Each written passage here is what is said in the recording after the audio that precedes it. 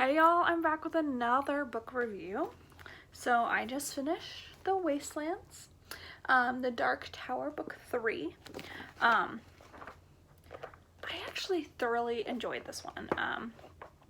So I think the reason why, well, first of all, this one actually has pictures. I love when they have pictures because look at that, that's so beautiful. I don't know. Whenever the other one, the second one didn't have pictures, so maybe that's also why I didn't like the second one.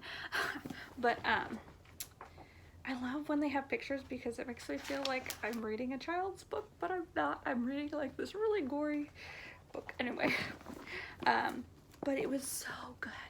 It was so interesting to because back in the second book, they talked about the boy again, and I was like, oh good, he's gonna come back. It's gonna be a huge thing, and he is. He comes back, and he's like a huge part of the Wastelands, and it's totally about how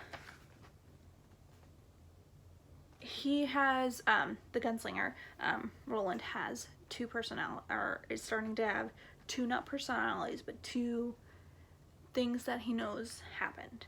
One is with the boy and one is not, and it's very interesting because he killed in the second one the person that pushes the little boy in front of the car, and I'm just like, oh my gosh, that's like craziness. That's just craziness. And so like he changes the boy's fate, but then the boy finds the world anyway. Like he also has like the split of seeing both visions of like, oh, I died here, I should be in this land. And like it was just so interesting to see like the splitting of seeing two different realities. And I don't know why, that I really loved. I don't like it when it's like split personalities, but I like seeing split realities. It's such a fine line that I like to live in.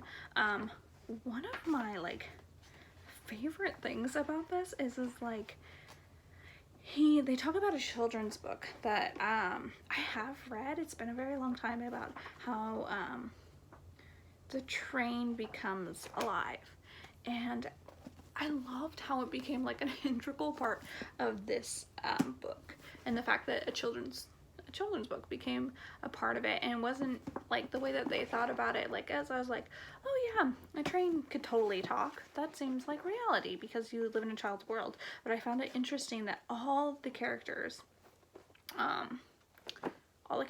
so this is a spoiler, all the characters thought the train was creepy, that it could talk. All of them. And I was like, huh, I never thought it was creepy. But like it ends up that they meet a train in Roland's world that does talk, and it is really creepy. And I think it was super interesting that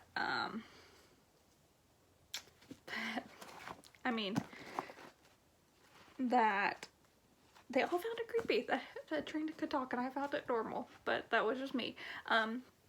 Anyway, super great read. I love this one. It was not like, it was still like, there were some brutal points in it, and like some stuff that was not so like great and kind of gruesome, but I loved it. It was like so much honestly better than the second one. It was like brilliant. It made me like love it again, which is so funny. But I definitely would recommend this.